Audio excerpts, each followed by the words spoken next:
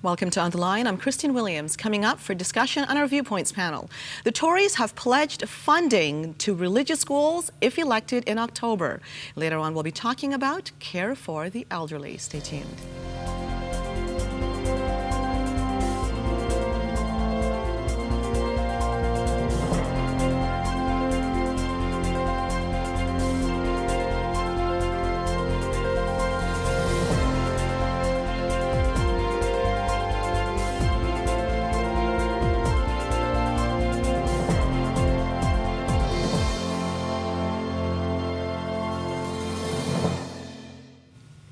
And these are the issues we'll be presenting today to our Viewpoints guests for commentary. The Ontario Conservatives have pledged funding for faith-based schools if elected into power this fall. Get ready, the aging population is set to radically alter the political, economic, and social landscape. And thousands of offspring of Nazi Holocaust survivors in Israel are seeking compensation from Germany for psychiatric treatment. Later on, we'll be talking about care for the elderly. But first, let's meet our Viewpoints guests. Robert Metz is president of the Freedom Party, and Anita Bromberg is legal counsel for Brith Canada. Thank you both so much for joining me today. Thank you. First topic we're looking at, here it goes. Tory pledges funding for religious schools. Now, according to other commentaries that followed, and I'm not going to deny that, this could become a major election platform. I wouldn't say coming up closer to the fall. It already is a big issue, has been for some time, and you're hearing from one side that it could be a great thing for the Tories. You're hearing on the other side it could be a bad thing, and somewhere in between, well, I heard both parties, the Tories and the Grits, referred to as Tweedledee and Tweedledum, and perhaps this is the one issue that differentiates them. Not quite sure if I agree with that, but I'm going to start with you on this one, Anita. Sure. Are you in support of funding for religious schools? Oh, absolutely. It's been cited already by the UN, for example, as you know, a basis of discrimination. I'm against discrimination. I'm for multiculturalism that respects the rights of every community, treats them all equally. Educating a community along their cultural lines is fundamental to a multicultural community. And I think there's a way of integrating it into the existing system without taking away from the public system. I think that the issues that are raised can be dealt with. Now, Anita, before I go on to you, there's an issue that came up not long ago in Hamilton, and we covered this issue on the second part of our program, that there's been a drive to stop funding for Catholic schools, to amalgamate them under one public system. And the argument here is that the public system is already starved of funding, and we need to look after the interests of that public system, which is virtually secular and seen as a system for all, everybody falling under one umbrella. This has a tendency to throw that a little bit out the window in terms of where are these funds going to come from? How do you perhaps believe? There's 2 points I'd like to make as briefly as I could. One is a recognition that the public school system is not completely secular. There's a viewpoint bias that's built into the system, and it doesn't necessarily always accommodate those different religious points of view. You're talking a secular point of view. Well, I challenge secular the concept humanist? that, you know, you have the holiday, at holiday times, what holidays are celebrated. Yes. You know, yes. I mean, there's larger issues around that. As far as the funding, people that have analyzed it, and I don't have the figures in front of me, but they show that we're talking about a very small percentage of the population. It doesn't, if structured properly, it doesn't have to take away from the public school system, which obviously has major issues. Yes. Robert, how do you feel about this one? Well, for me, of course, the bigger picture is I'm outside the box because I don't believe government should be funding any kind of education in the sense of running the curriculum. You don't believe in the universality of that? I believe in universal education, but you pay your own, and the government only help the people who can't pay for themselves. I don't believe in the institutionalized approach of funding. If the issue is one of need, of money to get to school, whatever your school is, that should be your own choice. The government can help you then, and then you pay that back at some point because of your education. But it just strikes me that government funding of religious schooling is almost a contradiction in terms. You're going to destroy whatever religion was left there because listen to what they're talking about. The reason they want to do this is to manage religious diversity within the system. Yes. And essentially what they're going to do is water down whatever belief systems are there, which some people think is a good thing. Okay, that's not the issue here, but that's a consequence of this, I believe. And I think there's a broader, almost a religious question, a moral one certainly, and that's how can you, if you are of a belief that, for example, thou shalt not steal, how do you accept someone else's money to fund your beliefs and your cause when perhaps they don't share those beliefs and causes? To me, that's what the government should not be doing, above all, because that's going to create the very divisions that they think they're avoiding by being all-inclusive and all that. That's what you see around the world, is everyone's fighting for government money, and it comes out as a religious debate. You see, Robert, just listening to you, it makes the whole thing, legitimately so, sound like it can be potentially quite confusing. My major concern in all this is the methodology. How is this going to be done? Now, yes, go ahead. But there are models that are existing now. A lot of the, most of the religious schools in the Jewish community, for instance, already are following a set curriculum by the Ontario government. They incorporate it into their day. A portion of the day is reserved for religious education. They make up for it by expanding the school hours. Most of the costs are paid by the parents. There is some assistance from the community in subsidies. Why shouldn't, if the majority of students are getting public funding, and your answer is I don't think two wrongs make a right. I just don't believe that for a second. And because we're already doing it, I mean, Ontario has had faith-based education to varying degrees since Confederation. Tory said, well, that doesn't justify it. I mean, we had a lot of horrible things in history. That's it. The bottom line is where we disagree is that I think there should be a public education system. There's all kinds of functions that a public education system carries out in terms of socializing, creating a Canadian mentality, and which so is a major you don't believe in challenge. Choice in education? You No, I believe in choice, but I see that I can see fitting into a public system for the values that it can bring to the system, but to the school day. But I also believe so if I don't want to support that public system either through taxation or by attendance, what would my penalty be, or would there be a penalty? You don't want to send your kids to that system? Well, a big question here. Just a general question. Where is that money coming from in terms of how much will be funded by the public system, if you want to look at it that way? Yes. How much of the government money is going to go into the religious schools? You see, these are big questions that I don't really see answered yet. It's not a question from the point of view of those that are seeking funding for religious education to take away from anybody. They're simply saying we're taxpayers. Yes. And that I can't argue with. Right? And why shouldn't our kids... Argue with that. I can't argue with that. No, I can't argue with that. The reason why is I agree with what you were saying, Anita, from the point of view of if you look at the public system, now your argument might be different than mine. There tends to be certain rules that get portrayed. I mean, even now, you have certain values that go into the public school system. And I'm not going to beat around the bush. You've got books in libraries now where a kindergarten kid could get a hold of that talks about same-sex unions as being an alternative way of living. Many people of religious value do not stand for this. This is something completely abhorrent to them, and it's their right to feel so. However, it's not their right, and I'm not promoting this whatsoever, hate and putting down somebody else. About other religions too. Well, they may, exactly. But what I'm saying is, this is not a country that promotes hate. That is not the issue here. We're looking at an education system in a democracy where people are diverse, and there needs to be some way to look at a system where everybody's point of view could be somehow respected. And maybe the problem is, how do you do so in a logical fashion? You pay your own way. Done. In every school, to every school. Look, if you want brown shoes and I want black shoes, so how many schools do you have? But how many schools do you have? Under this system, under your system, what would it look like, Robert? What would it look like, logically speaking? I think you'd still have public schools. I think you'd have more private schools, but people would choose where their education dollar goes, whether that's a personal dollar, a tax dollar, or whatever.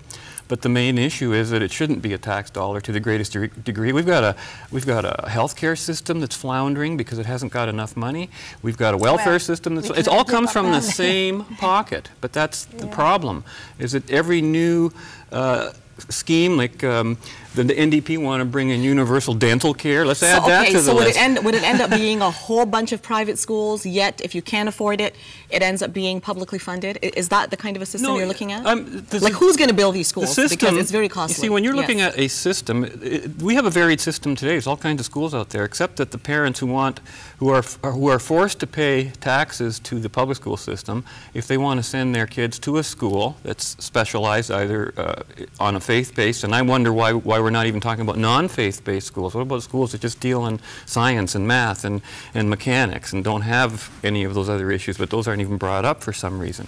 So, because we're trying to rectify our human right violation is where we're bottom line. That's why we're focusing on I think the we're causing a religious violation by, the taxpayer, his rights are being violated.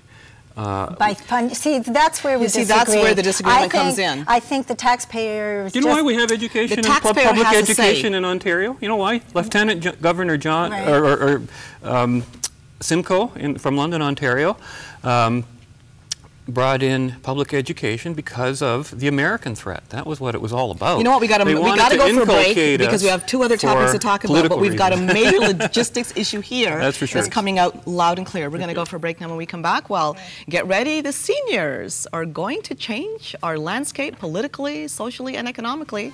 We'll be discussing it after the break. Stay tuned.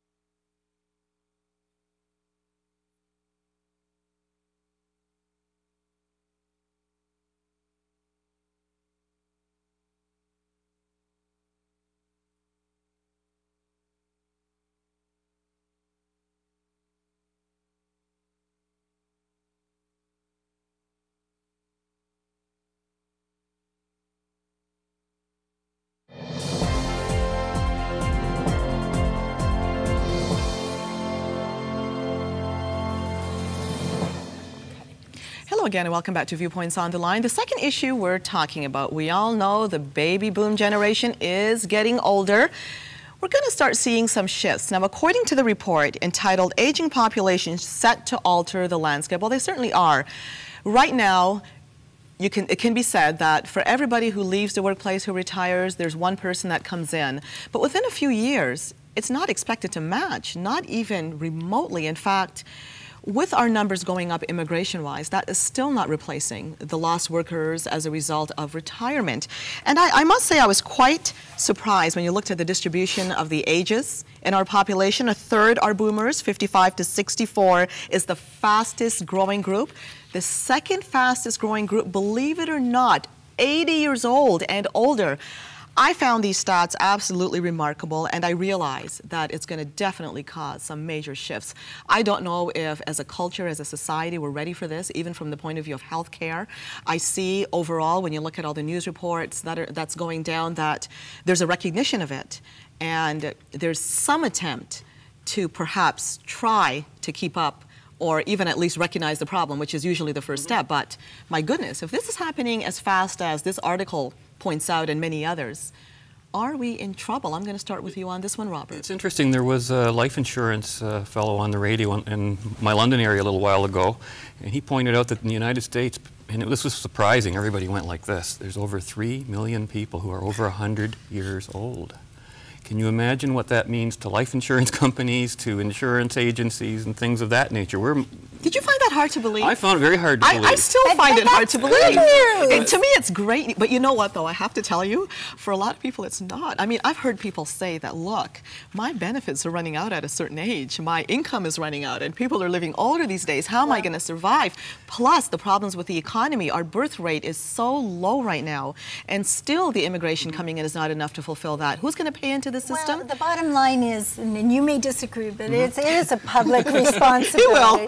It is a public responsibility, and we have to, as children of aging parents, and I don't want to get too personal, but I'm in the situation myself. Yes. We've got a responsibility, and we can't skirt that and say it's a public issue. But on the other hand, there's a public element to it. We've got to make sure that our elderly have access to health care, that they've got every assistance for a good quality of life. Otherwise, what's the point of the health care in the first place? And you know, something that my organization is very focused on is providing housing, good housing with social networks that gives them, the seniors, our residents, a good quality of life. That's where, you know, it's one thing to say the politics are going to change, but it's the social responsibility that we have to take in view of such stats. Yes. I find it scary. Robert, where do you stand on this? Well, I have,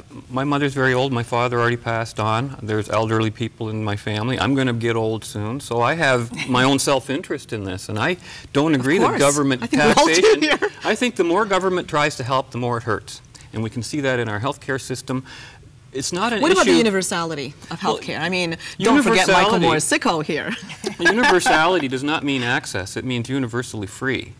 That's what they mean when they say universality under any socialist system. They don't mean access. We had universal access before the first drop of socialist dollars went into the system. Then it became very, you have to cut it back and cut it back. You know, people complain about insurance, private insurance, because they give you all these conditions that you have to meet. Okay, what does the poor do? What does the poor? And I don't even mean dirt poor. I'm talking people here who, okay, for example, I gave that example where some people are actually saying, my goodness, I don't want to live beyond a certain age. And I've heard people say that, not one, not two, several.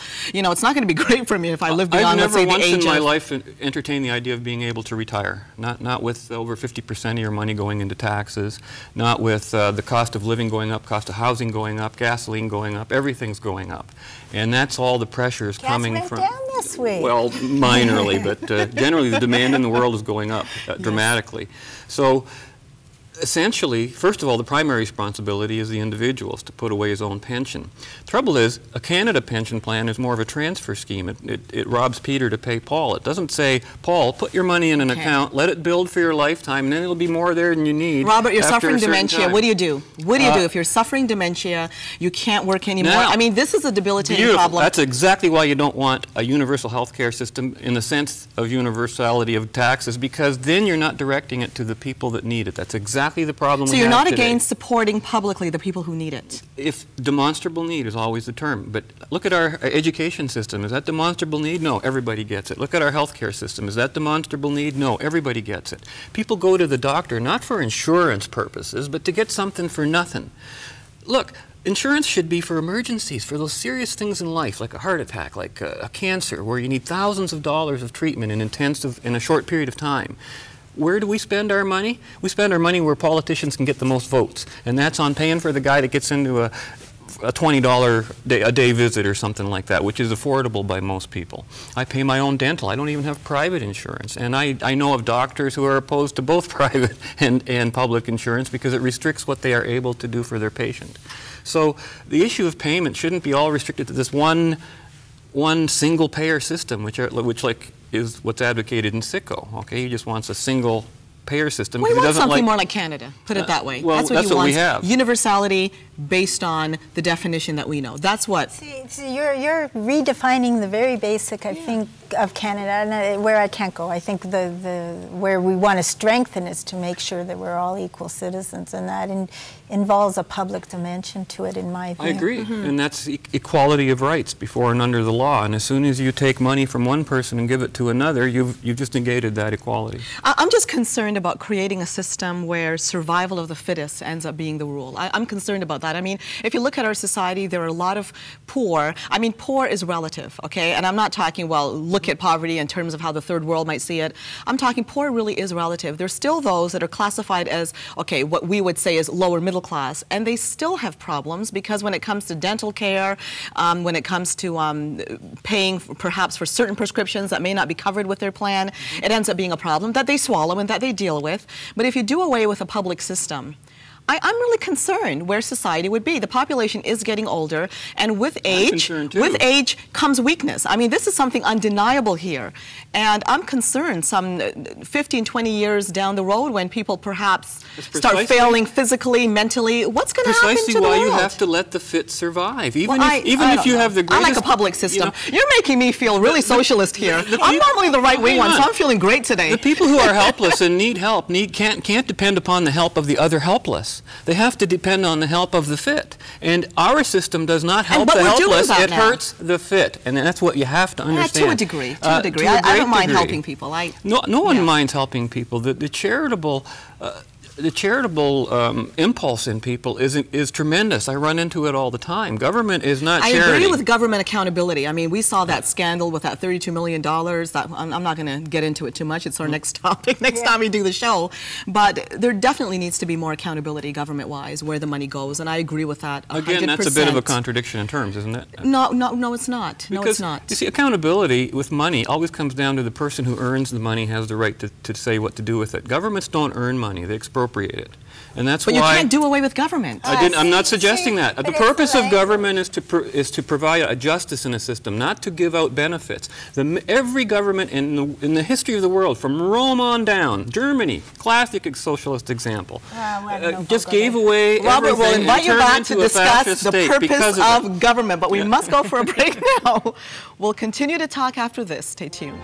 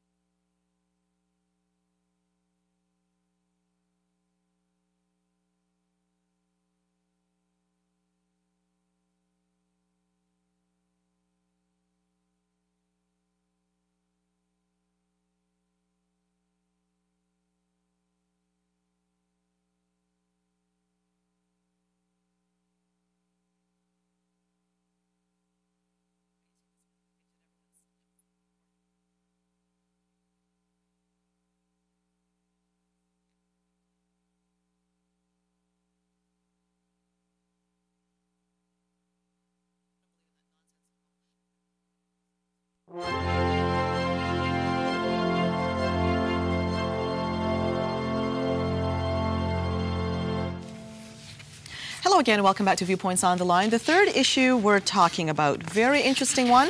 Take a look at the headline. It concerns Israel right now, and Israel's Holocaust second generation sue Germany. A difficult one, but you're looking at some 4,000 offspring of the Holocaust survivors. These are the offspring here being found to suffer a lot of the problems as a result of being raised by parents who went through the atrocities of the Holocaust. This article talks about the fear, the suffering, the anxiety that they've gone through. And for some of them, it's a choice of, according to what's been pointed here, do I put my money into food, or do I put it into psychological care? I'm not normally one for suing as a result of something that happened historically, and let me finish first. When you look at the situation that happened more recently in Cambodia, an article came out recently as well that there's a lot of suffering going on there too as a result of over 1 million people that lost their lives to some genocide due to that communist regime. But the point of the matter is, this second generation, they're not asking for money from the point of view of, I want to sue because of the quality of my life. They're asking for some cash in order to put directly into psychiatric treatment. And when you look at the money? Atrocities, no, they're not asking for money to put into their pockets. That's what I'm saying. Same thing. It's to, well, if you're asking for compensation from the point of view of, I want to be compensated for all my pain, it's being put in. You know what, I come from it from a legal point of view. And that's what I want to hear. Okay. There's got to be a legal aspect here. Precedent? Let's take something that might happen. I trip on the stairway as I come out of a building, and I'm not going to mention any buildings, and I hurt myself, and I'm waylaid for a while.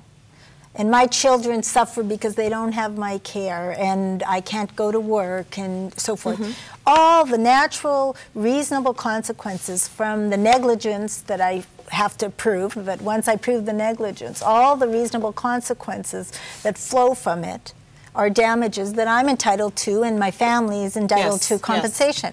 Why is this any different? Why? Because we hear the word Holocaust on it? Wrongs were done. Crimes were done to a whole population, you know, 6 million and 1.5 million children. Of course, it was foreseeable that there would be consequences. So you're holding the second and third Robert, wait a minute here. You don't see a distinction between money asked to pay directly into a purpose for my mental health versus money that I think you owe me to set me up for life, first of all. Because I wanted you to, I think we needed, okay, I want you to answer to her. Both are asking for money. Yes, but you see, yeah, but that's very simplistic. Well, that's all it is. That's all they're asking for money. I don't see they're not this as asking for simplistic mental as that. health, they're asking for money. They're asking for money toward the bills for mental health. Hang on a sec. They're asking for it from the second and third generation of Germans, who were not the people who were responsible for the problems. Well, they're not taking it out. And you can go back into history as far as you want if you're going to blame governments and then the subsequent generations under a country. You know, I think when a war is over, it's over. Yeah, Anita, there's got to be a statute of limitations. Some limitation? Well, first of all, what the legal specifics of it is that they're suing a fund. Yes. They're not suing, you know, it's not the average German on the street. Okay, well, that maybe I don't know about that detail. Right, so the details would take away some of your concerns, I would think. You know, I think the real story is that as a worldwide community, we haven't lived up to the atrocities and the ramifications of it. You know, I was in a you still have deniers. I mean, that's a separate issue, but you still have deniers. Right, and I think part of what the objective on something like this is that people have to realize the horrible damage done by these atrocities. It doesn't stop. It's very nice to say, okay, anything that happened after 1950, forget it. But the fact is, these people's lives were ruined, and their children's lives have been ruined, and they're entitled to compensation on any legal basis of reasonable, foreseeable consequences. And so I don't see it as far-fetched at all. And it brings home to me that we have to start living up to understanding the consequences of these atrocities. I speak as a person whose grandfather died in a Russian concentration camp of starvation. Okay, so I know about the experience. My mother, I could say she's got all sorts of anxieties that she passed along to me. Should I also sue the state of Germany? I just can't see it. Well, it's got nothing to do with Germany. It's talking about anxieties. Or if there's a fund there that was already preset there, then it's only a legal issue, and then we shouldn't even be here discussing it. There has to be a bigger issue than just a legal one. I think, you know what? The bigger issue is that people, the minute they hear the word Holocaust, they're falling into some of the terrible anti-Semitic propaganda that's out there, and that's what concerns me. And that's the Holocaust denial. That you know that the Holocaust is the name of it is being used to try to, you know, rip money out of people's hands. It's just a whole. There's a guy out there whose name I'd prefer not to mention, but you know, he's talking about a Holocaust business where, you know, money is being ripped out, and it's a whole propaganda. Anita, I have to ask you this from a legal perspective. Suppose I had a parent whose parent was wealthy but really abused my parent, and I'm talking serious abuse, not just neglect, verbally punched out the whole works. And as a result of that, my parent ended up extremely anxious, unable to hold a job, and I really suffered the consequences. Legally, can I go back and sue the funds of, or whoever the owner is of the funds of that person? Let's say it's in whose ever care. Is there any claim in that? Could I sue the estate for that? There's all kinds of legal distinctions. Because the person could be still alive. Assuming the person's still alive, could I sue their estate? No, essentially not. But could I do it privately, a private lawsuit? Well, look at O.J. Simpson is being sued. You couldn't get him at it criminally. Yes, you couldn't get him criminally, and they won. You know, it's complicated. You know, that See, case, this may be similar. Legally, this may be similar. Well, in this case, if you really want to stick to just the legal issue, yes. it isn't that difficult, because they're not, as I say, they're not suing broadly. They're suing on a narrow issue of an existing fund, as I understand it. So it's not necessarily applicable to another situation. That's that I see the interest to your viewers is you know, we've come 60 years out plus after the Holocaust, and you know, it's a scary thing. It's a real serious thing that often on the internet you've got Holocaust deniers running rampant, besmirching the name when we should be. I don't think that that's an issue in this case. I haven't seen anything in this article relating to it. Not in that article. That issue, though, adds to the pain of the Holocaust survivors and their children. I think it adds to the pain because it's becoming rather pervasive. And my point being that some of the commentary I've heard on this story raises that the minute you raise the Holocaust, you've got these people out there that are quick to deny the suffering.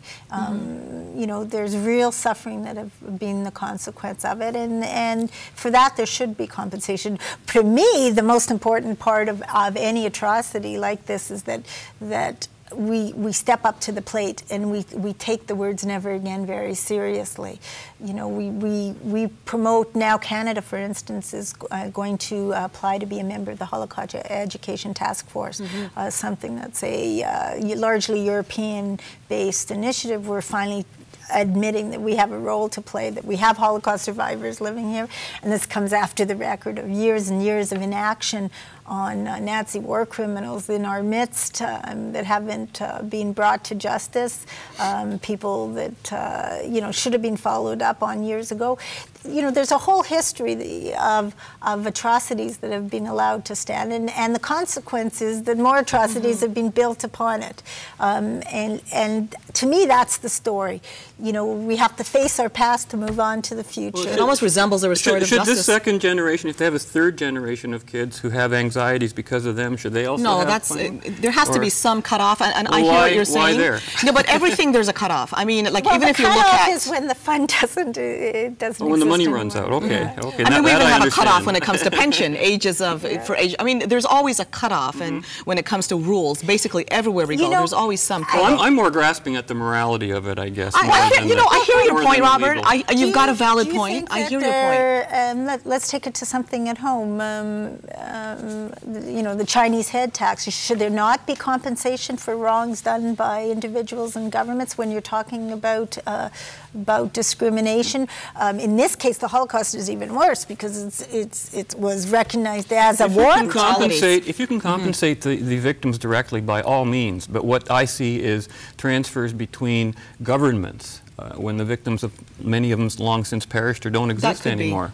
And you know, here it says Germany spent 64 billion euros in compensation already. Bottom line is we're out of time for viewpoints. Both of you have very valid points on this case, I must say. Thank you both so much for joining us today. Thanks for having us. We're going to go for a break, and when we come back, we'll be looking at caring for the elderly. Stay tuned.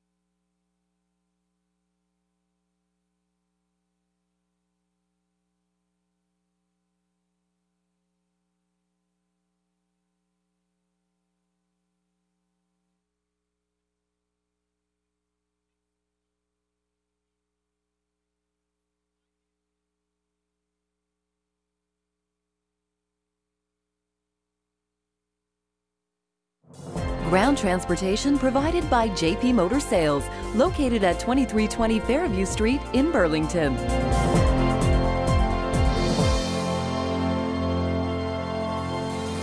Hello again and welcome back to part 2 of On the Line. I'm Christine Williams. Well, we all know that elderly care is not an easy subject matter. Many of you are actually in the throes of it right now. Call the sandwich generation. You're caring for younger and you're also caring for the older. And maybe you're in the position where your parent is starting to show signs of dementia. You don't know what to do. Not an easy situation. Well, joining us today to help us out, James Cook. He owns one of the franchises, Home Instead Senior Care, and Margaret Pitkeithley, Alzheimer's patient advocate. Now, Margaret comes with a personal point of view. She's a strong advocate for seniors, but I want to welcome the two of you for coming here. Thank you. First and foremost, you have a very strong story to tell, Margaret. First of all, I'm going to ask you, James, what really gave rise to us doing this was a press release that Home Instead Senior Care sent to us, talking about the generation of people now that are at that point where they're caring for seniors. They're downright stressed out for a variety of reasons. Some of them I mentioned when we started. And if you can just give us an overview of what that looks like. Well, we at Home Instead Senior Care deal with this every day. Typically when the people that look for our type of service, which is we do non-medical home care, such as providing meals and light housekeeping assistance to seniors in their homes, the people that are calling for our services aren't typically the clients themselves. They tend to be the adult children or relatives of those clients who are stressed out or burnt out, who are doing it themselves, and they're just reaching out for some assistance. So Home Instead did a study and said this is really a unique phenomenon coming, and especially with the aging population, that more and more adults are experiencing this type of caregiver stress, dealing with an aged parent or relative, and having to juggle stress related to assisting their aged parent, but also work and also their family. So it's definitely something that's up and coming, and a lot of people are struggling with. Yeah. Not only that, but something you mentioned in your press release, which really struck me, is you've got a lot of seniors now caring for seniors. Absolutely, yeah. There are. I think there was a study done, commissioned by. Well, in our study, Home Instead did a study on caregiver stress, and they surveyed 8,000 caregivers and found that typically 1 in 4 adults now are caring for, in some way, an aged adult, a relative, or a friend. And a number of those individuals are also working. So a good percentage of those also carry on full-time jobs. Yes. And it's just increasingly stressful on them, and many of them obviously have families and children of their own. So yeah, it's becoming more and more of an issue, yeah. Yes, and Margaret, you're coming at this from a bit of a different angle. You're an advocate, and thank goodness we need advocates like you. We're all getting older, and my age group is hoping that more and more will be sorted out before we become seniors on a selfish level. But you faced quite the struggle yourself. I mean, you come from a personal perspective, which turned you into an advocate. That's right. Tell us about this, Margaret.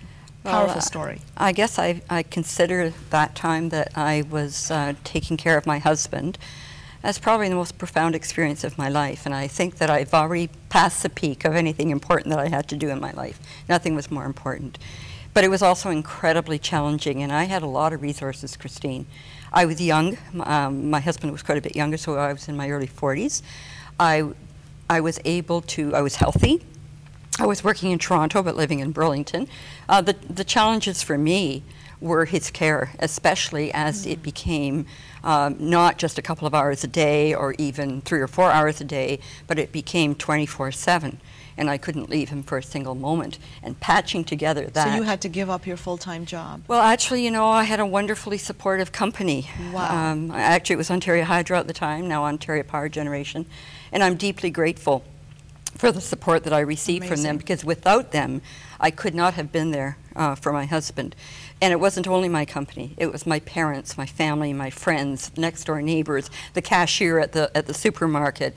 I pieced together quite an army of help. So I certainly didn't do it alone. But with respect to my husband, I certainly was the director of care.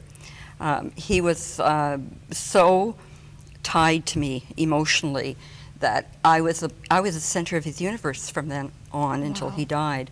And so I did have to put together quite a lot of strategies to pull it together. And one night I just sat down and wrote those strategies out, and I acted on them. Margaret, we're going to have to go for a break, but we can't wait to hear some of those strategies that you implemented. I mean, decision making obviously is crucial. We'll return after this. Stay tuned.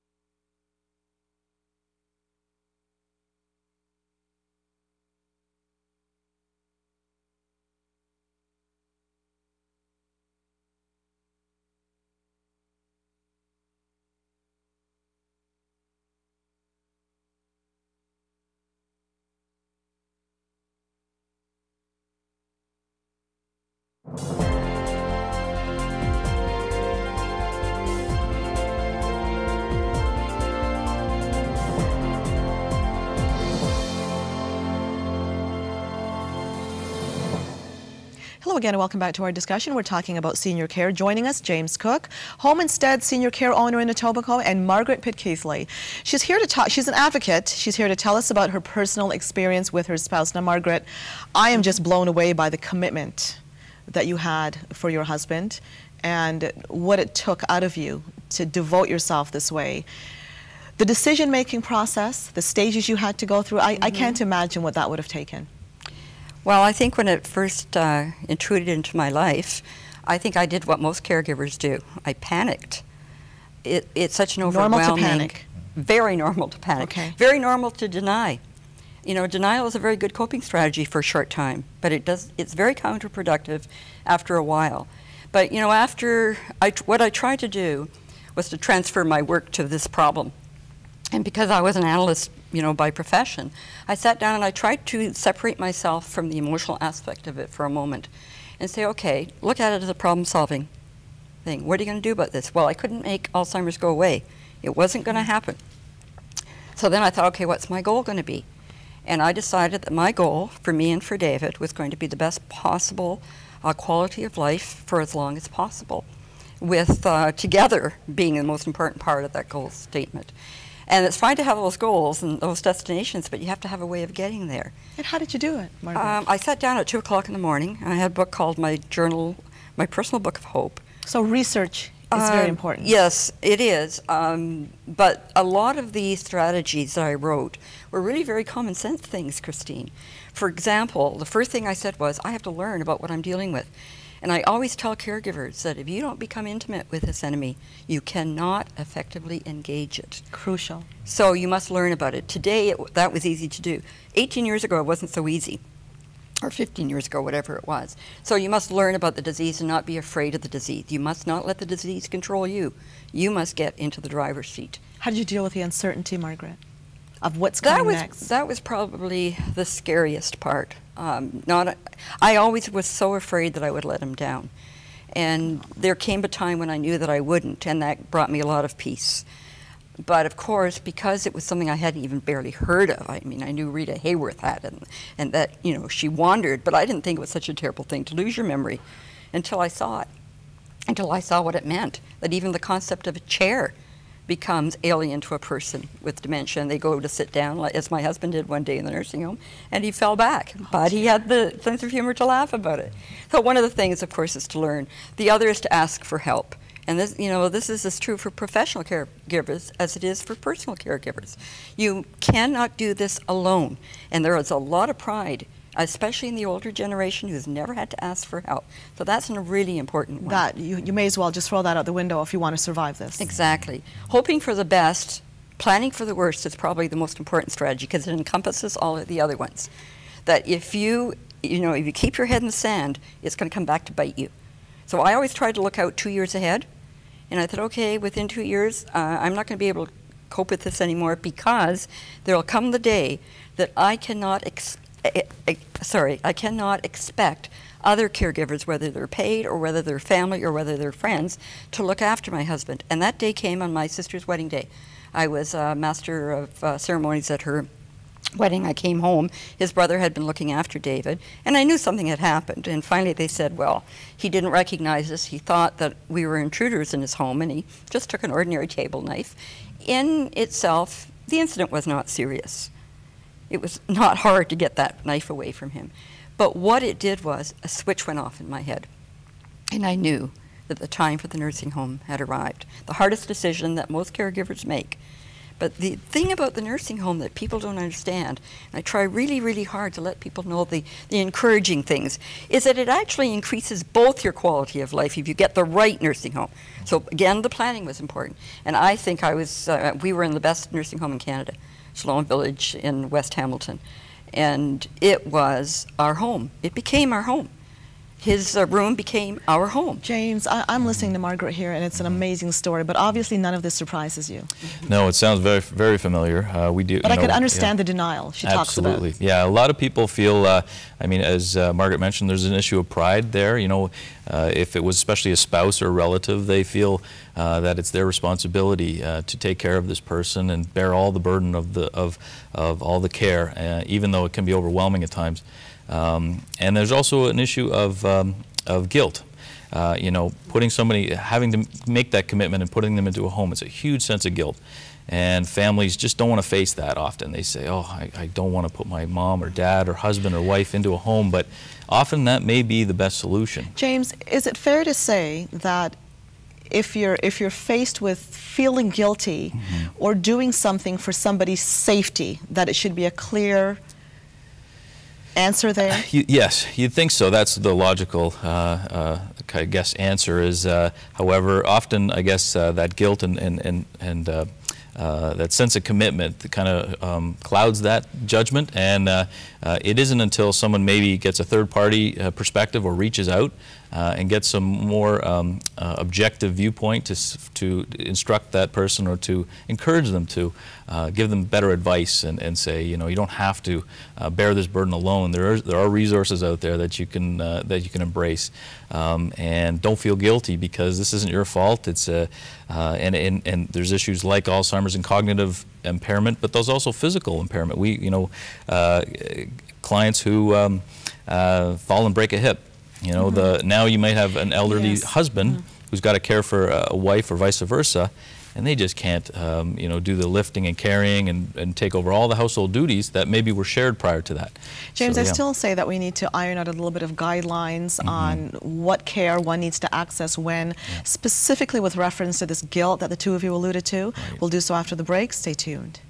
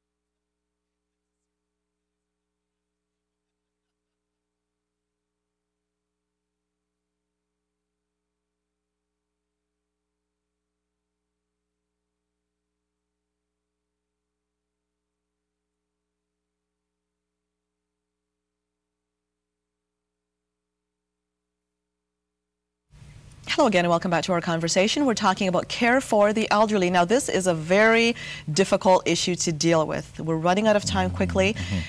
In listening to what Margaret had told us earlier, she made that decision when a knife was drawn. At that point, somebody listening can say, well, I'm not at that point, but maybe I'd rather make it, which is easy for somebody to say that hasn't been through it, when perhaps the stove has been left on every day for the week and the house could have burnt down, but we caught that spark on time. I mean, when do you draw that line in determining what's best for the person and everybody around them at once? Well, I guess it varies. Each individual case is different. Home Instead has created a website called caregiverstress.com, and in that website there's a list of 10 I guess indicators that someone may need to progress to the next level of care, reach out and get some assistance in some form. And that can mean, you know, a few of the signs are someone's losing weight, not eating, not keeping up personal hygiene, someone who is having falls at home if they're alone, somebody who is you know, starting to forget things like forget paying bills or forgetting their medication, that kind of thing. It can be something as some people may look at those as minor issues, but altogether they may result in an unsafe situation for someone living at home alone or with a spouse who may not be able to provide all that assistance for them. So possibly if people see kind of those kind of warning signs, they might look at talking to a doctor, talking to a professional, talking to a trusted friend or a minister, a priest, or and as Margaret said, get people involved. Absolutely. I heard that loud and clear. So it's caregiverstress.com. Yeah. Very, very important. Margaret, did you feel that guilt once you made that decision? Or did you know at that point, because it was so drastic, you did the right thing? I didn't feel the guilt at all. Because I had worked it through in my mind and in my heart. I felt sad. On the other hand, I knew that the quality of our life could continue. And that's what you have to hold on to, Christine, is that the quality of your life can continue a long time into this wretched illness. Because Alzheimer's cannot take the love. It can't. It can only take what you're willing to give it, except for the physical. It takes the physical and the mental. It does not take the love. And if you've got that commitment, you're 90% of the way there, and the rest is to ask for the help you need. People need to learn from your commitment and love, Margaret. Wonderful story you told us. I don't like using the word story. I was raised, well, I was a journalist for a long time, so we use that terminology, but you were very inspiring. And James, very informative. Thank you. We're out of time for today. See you again next time. I'm Christine Williams, and from all of us, thank you for watching.